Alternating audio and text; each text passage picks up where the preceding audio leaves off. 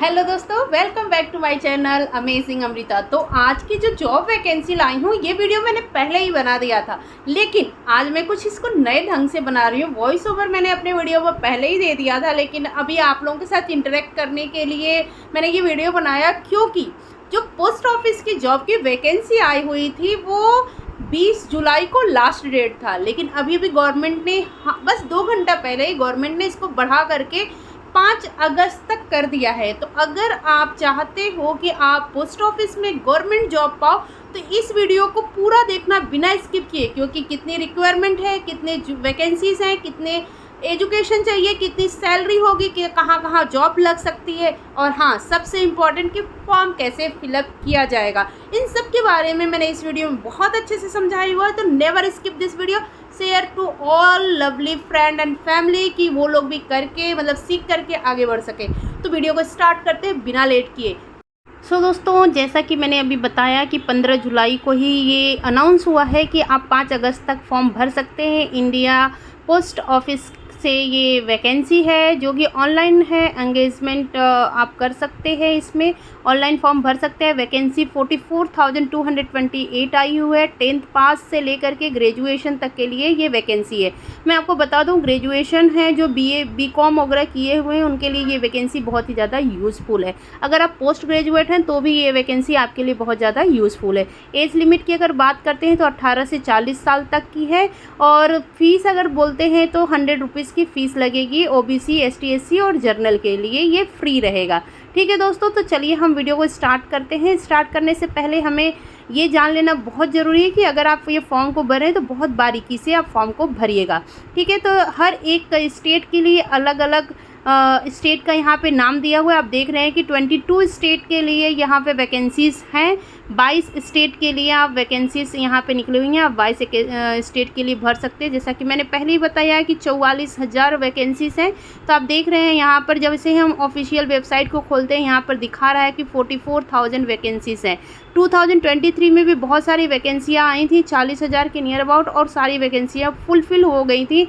तो यहाँ पे बहुत बड़ी अपॉर्चुनिटी है आपके पास कि आपके पास 20 दिन है इस फॉर्म को फिलअप करने के लिए, और अपने डॉक्यूमेंट को इकट्ठा करके रख करके अपने फॉर्म को फिलअप करके सरकारी एक गवर्नमेंट अच्छी जॉब पाने के लिए। तो आपको करना क्या है कि जिस भी स्टेट से आप बिलोंग करते हो उस स्टेट के ऊपर आपको क्लिक करके वहाँ पे जा करके फॉर्म को भरना होगा।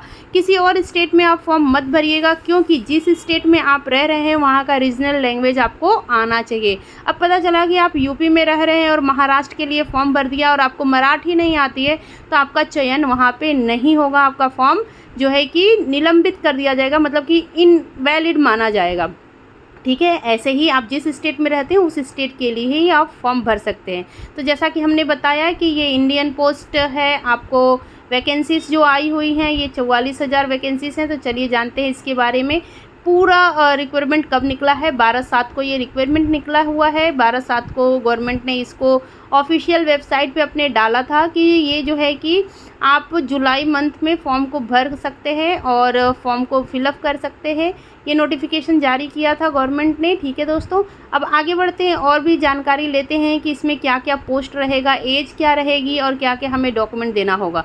तो रजिस्ट्रेशन एंड सबमिशन की ऑनलाइन एप्लीकेशन का लास्ट डेट 15/7 से 5/8 तक है, और एडिट करेक्शन के लिए 6/8 से लेके 8/8 तक आपको ये छूट दी जाती है कि मतलब 8/8 तक आप उसमें कुछ भी एडिशन करना है तो आप एडिट कर सकते हो अगर आपने फॉर्म भरने में कुछ मिस्टेक कर दिए।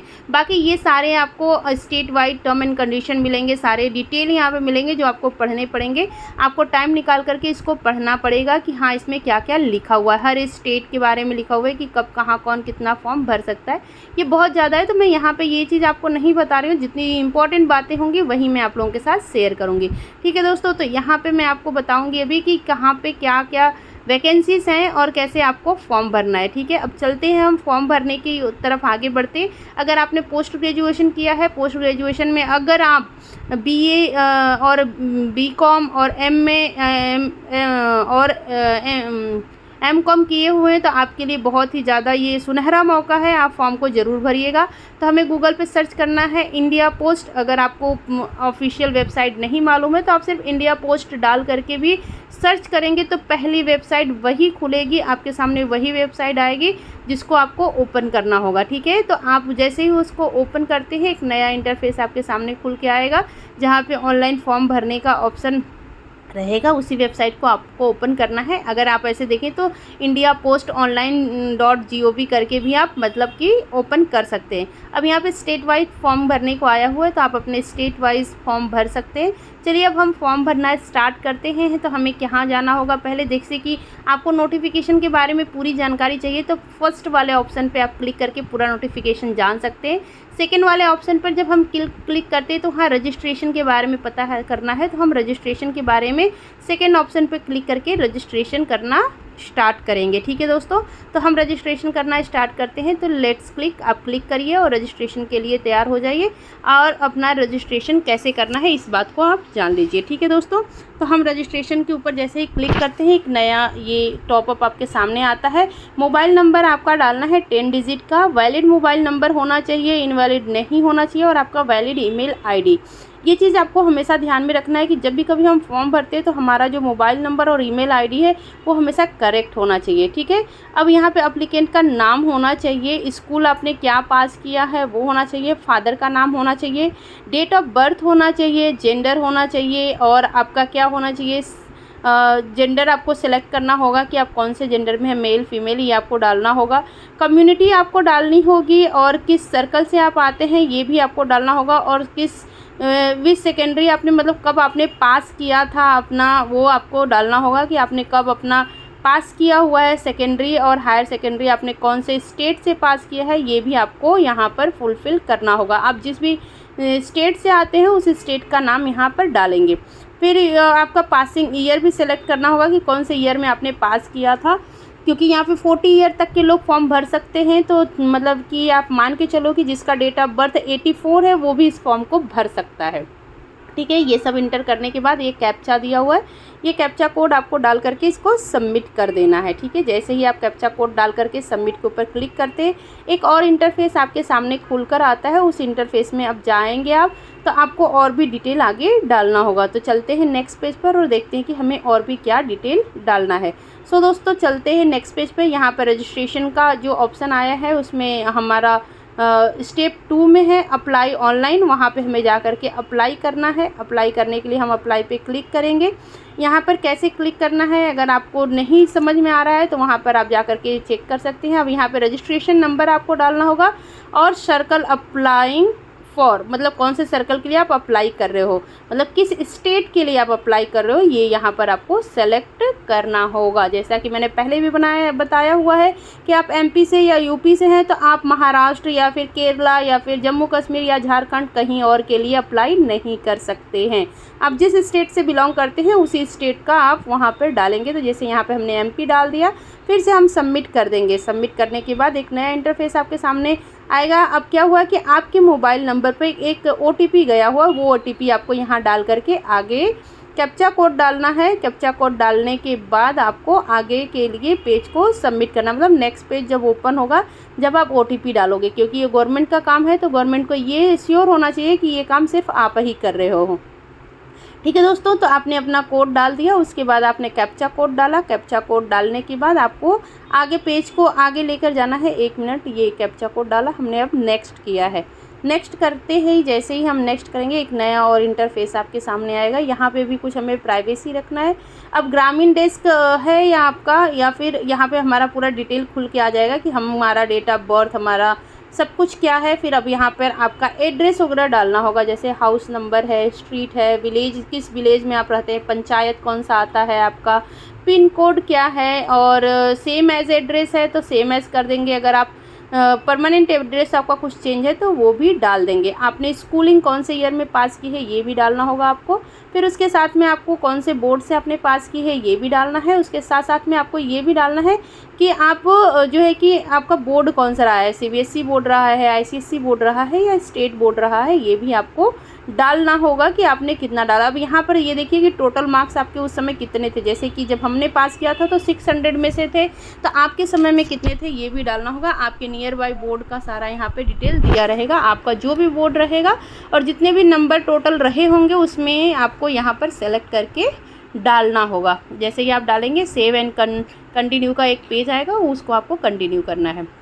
अब आपको यहाँ पे क्या डालना है दोस्तों, आपको सोशल साइंस में आपके कितने नंबर थे, क्या थे, ये पे डिटेल आपको यहाँ पे डालना है सब्जेक्ट वाइज, ठीक है। जैसे 100 में से आपके सोशल साइंस में कितने आए थे आपके, अगर आपने जैसे कि आपने डाला हुआ है कि आपने कॉमर्स किया है, मतलब कॉमर्स किया है, बीकॉम किया हुआ है, तो बीकॉम में आपके कितने आए थे ये भी आपको डालना होगा। इंग्लिश लैंग्वेज में कितने आए थे, और आपके अगर आपने पोस्ट ग्रेजुएशन किया हुआ है तो उसमें जितने भी आपके मतलब जो भी आपने एजुकेशन लिया है उस एजुकेशन के हिसाब से आपको यहाँ पे सब कुछ डालना होगा, ठीक है दोस्तों। तो आपने कौन कौन सा लैंग्वेज आप जानते हो ये भी डालना होगा, आपके लैंग्वेज में क्या क्या था, ये सारा डिटेल आप डालोगे, उसमें कितने नंबर आए थे ये सब चीज़ आपको डालना होगा कि 100 में से आपको कितने नंबर आए थे, ये सब डाल करके आपको सेव एंड कंटिन्यू के पेज पर फिर से करना है। जैसे आप सेव एंड कंटिन्यू करते हो देखिए आपके सारे नंबर यहाँ पर ऐड होके आ जाते हैं कि 600 में आपको 461 नंबर जैसे हमने डाला है यहाँ पे कि हमें मिले हैं। तो नेक्स्ट आगे हम करेंगे save and continue. Save and continue करते हैं एक नया इंटरफेस आपके सामने आएगा। तो यहाँ पर क्या हो गया दोस्तों कि आप का ये मैच नहीं कर रहा है, ठीक है, क्योंकि आपका मैचिंग सही नहीं है, ठीक है। तो ये आपको देखना होगा कि आपने कहाँ पे कुछ मिस्टेक की हुई है, तो इसको आप चेक करिएगा। पहले इसको प्रॉपर तरीके से आप यहाँ पर लिख लीजिएगा, कहीं पर भी इसको आप अच्छे से जोड़ लीजिएगा, जोड़ करके तब डालिएगा ताकि आपका मैच हो जाए। अब आप यहाँ देख सकते हैं कि हमारा रजिस्ट्रेशन जो है वो कंफर्म हो चुका है दोस्तों। यहाँ पर हमारा रजिस्ट्रेशन फॉर्म फिलअप हो गया है, ठीक है। अब हमें यहाँ पे डालना है डिवीज़न, कौन से डिवीज़न के लिए हम फॉर्म को भर रहे हैं। जैसे कि हमने एमपी का एग्जांपल लिया हुआ है, तो एमपी में कितने सारे डिवीज़न है, जैसे कि सागर है, सतना है, रतलाम है, भोपाल है, तो कौन से डिवीज़न के लिए आप भर रहे हो। अब आप डिवीज़न के बाद आप कौन से डिवीज़न के अंदर आपके क्या क्या हैं उनके लिए आप कौन से के लिए फॉर्म भर रहे हो, किस जैसे कि यहाँ पे हमने 12th पास के लिए सिर्फ डाला है, तो 12th पास का ही हमने यहाँ पे डाला हुआ है, तो यहाँ पे 12th पास के हिसाब से आ रहा है। अगर आप ग्रेजुएशन डालोगे तो आपको उस हिसाब से आपकी जॉब का सीट अवेलेबल होगा। तो यहाँ पर दिया हुआ है कि रेवा डिवीज़न के लिए क्लर्क एसओ का जॉब है, जिसकी सैलरी जितनी होगी ये यहाँ पे बताया हुआ है। दिल्ली वीओ के लिए है, यहाँ पर हर एक चीज़ आपको डिटेलिंग में दिया हुआ है।